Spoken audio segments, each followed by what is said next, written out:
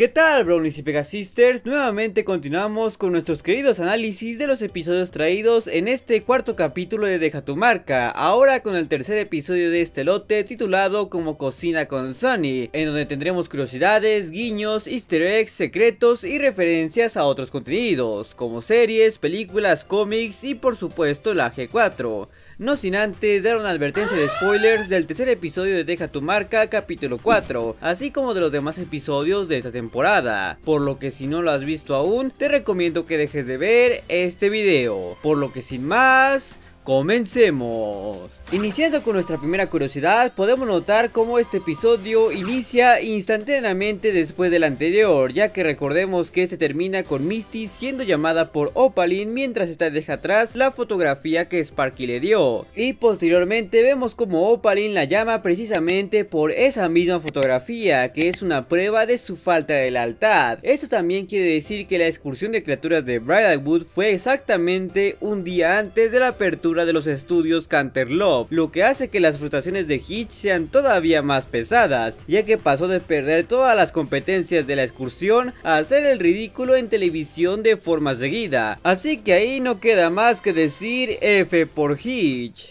Aparentemente Opaline tiene la idea de robar las Cutie Marks de los Mindfind para así obtener el poder del Prince Bean, o al menos tener acceso a él. Una idea poco descabellada, sabiendo que las Cutie Marks parecen ser el mayor conducto de magia que los ponis tienen en la actualidad, siendo que estas son una versión mejorada del vínculo que tenían con el mapa de la amistad, que al igual que los cristales parecen estar conectados al Prince Bean, también conocido como el dominio. Sin embargo, lo más interesante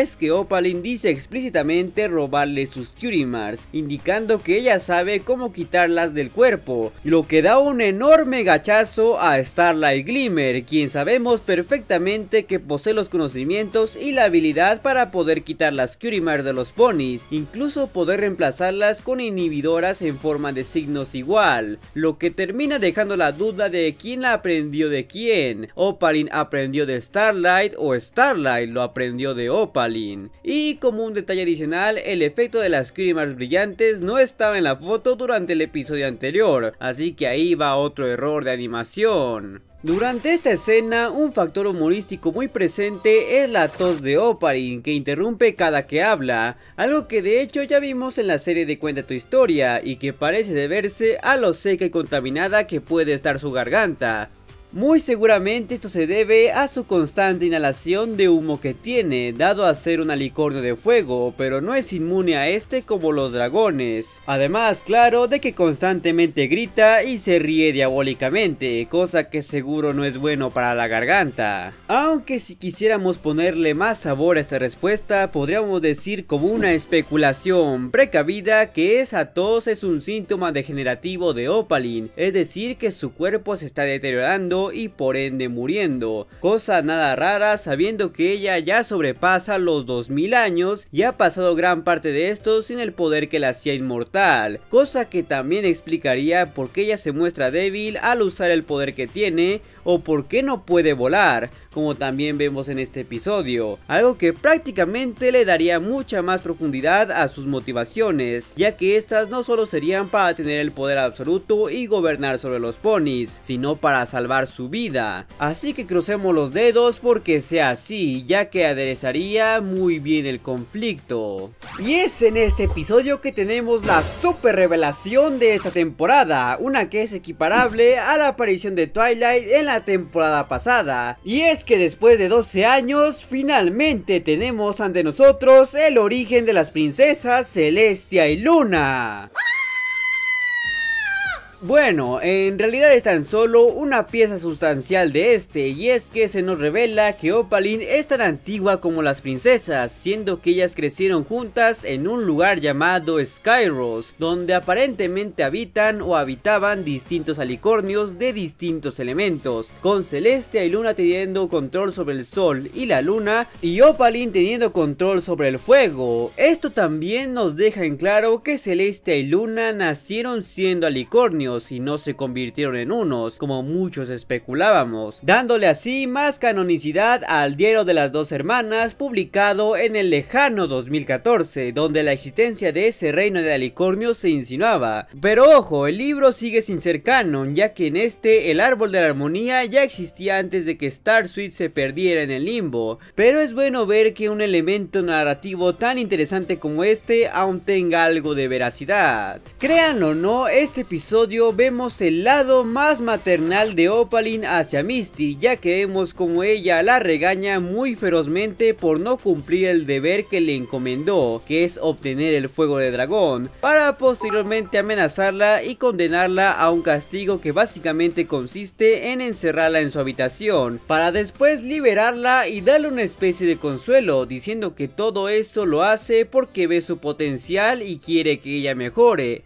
aun cuando es seguro que esté mintiendo. Todo esto es de cierta manera el comportamiento típico de cualquier madre, especialmente de las estrictas y poco tolerantes, y quien diga que su madre nunca lo trató así es porque simplemente no tiene una. Ahora, pasando con los Mindfind, es donde tenemos un enorme paralelismo con el episodio Mezcla Mágica, con la inauguración del estudio de Canterlot de parte de Hitch, quien también inauguró el jardín comunitario en ese episodio, y en ambos casos este fue interrumpido y entrecortado, dado que nadie ahí tenía la paciencia ni el respeto suficiente como para escuchar su discurso, solo que aquí Hitch fue más cuidadoso y prefirió terminar rápido y cortar el listón él mismo antes de que alguien lo interrumpiera y se cortase por accidente. Pero la mayor diferencia aquí es que los ponis no entran despreocupadamente al estudio, aun cuando estos se oyen muy entusiasmados por ello. De hecho, toda la subtrama de los Mindfind en este episodio es medianamente similar a la de Mezcla Mágica, pues ambos tratan sobre cómo Hitch y Sunny deben concordar y conectarse en sus labores en conjunto, cosa que los lleva a ponerse en los zapatos del otro y entenderse mejor, algo que lleva a unirlos más. Con esto hasta uno podrá pensar que la intención de los escritores es desarrollar la relación de Sunny y Hitch con episodios como estos, hasta el punto en que los hagan una pareja oficial, o quizás solo quieran hacer que la gente pelee por ships de protagonistas como si estuviéramos en 2015 con Star vs las fuerzas del mal, pero bueno, es solo una observación. Esta marca la primera vez que vemos a Misty usar magia, lo que finalmente nos quita la duda de si esta tenía o no, aunque hay que resaltar que ella misma menciona que ni siquiera sabe si la tenía, semi confirmando lo que ya sabíamos, que Opaline la hizo creer que por no tener Curimar no podía hacer magia, cosa que no es así,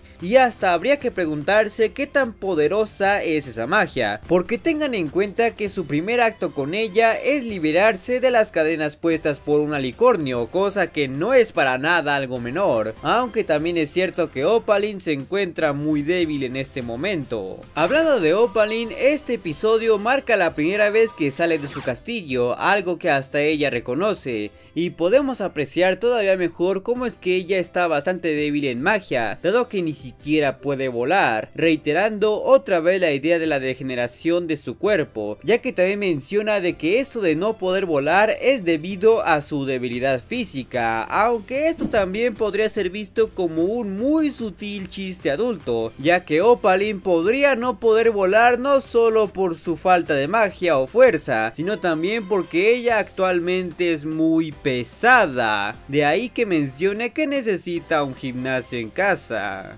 La ubicación que Opaline visita en busca de la piedra dragón es una completamente nueva, o al menos irreconocible, dado a toda la fauna exótica y ambiente nebuloso, pero si tuviera que señalar algún lugar conocido, diría que podría tratarse del desierto de San Palomino, aquel lugar donde Twilight y Cadence llevaron a Discord cuando este fingió tener gripe azul y terminaron encontrándose con un Talasmur. Sin embargo, esto es completamente incierto. De hecho, dado a la vegetación tan inusual y el ambiente nebuloso que hasta podría parecer contaminado, podríamos pensar como una especulación precavida que esta es la zona donde ocurrió el cataclismo, el evento apocalíptico que llevó a la Equestria que conocemos a la destrucción, dejando a Canterlot en ruinas y con Twilight encerrando a los sobrevivientes en la burbuja donde quedaron atrapados hasta que la magia regresó. Incluso considerando que muchas de esas plantas parecen ser fauna marina, podría ser que hasta ese lugar hubiera sido algún lago o océano, uno que quizás conectaba con la tierra de los dragones, siendo que ahí se encontraba la piedra dragón.